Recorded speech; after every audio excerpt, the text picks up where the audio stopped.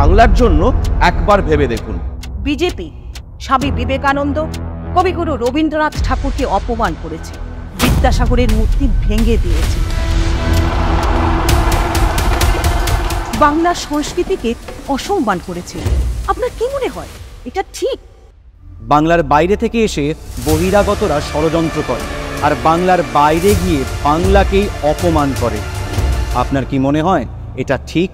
10 বছর ধরে ওই দিল্লির জমিদাররা ঠিক ভোটের সময় বাংলায় এসে নানা ভুয়ো প্রতিশ্রুতি দেয়, কিন্তু ভোট হয়ে গেলে তারা কোনো কথাই রাখে না। আপনার কি মনে হয় এটা ঠিক? গত 5 বছরে আমাদের থেকে দিল্লির জমিদাররা 4,60,000 কোটি টাকা কর হিসাবে নিয়ে গেছে, অথচ আমাদের হকের 1,60,000 কোটি টাকা জোর জবরদস্তি আটকে রেখেছে। আপনার কি মনে হয় এটা ঠিক?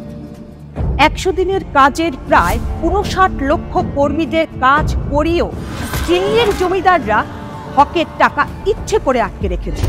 আপনার কি মনে হয় এটা ঠিক? বিজেপি বাড়ি দেওয়ার প্রতিশ্রুতি দিলেও কথা রাখেনি। হকের টাকা আটকে 11,36,000 পরিবারের মাথার ওপর ছাদ কেড়ে নিয়েছে ওরা। আপনার কি মনে হয় এটা ঠিক? বাংলার মানুষ যখন তাদের হকের টাকা চাইতে দিল্লিতে কেন্দ্রীয় মন্ত্রীর সাথে দেখা করতে গিয়েছিল, তখন তাদের ওপর পুলিশ অত্যাচার করে। আপনার কি মনে হয় এটা ঠিক? রাজনৈতিক কারণে বাংলা বিদ্বেষী মনোভাব রেখে বাংলার মানুষের সাথে দুর্ব্যবহার করা, ঘৃণা করা, অন্যায়ভাবে জোর জবরদস্তি বঞ্চিত করা, এই কারণগুলোর জন্য বিজেপি কি বাংলা বিরোধী নয়?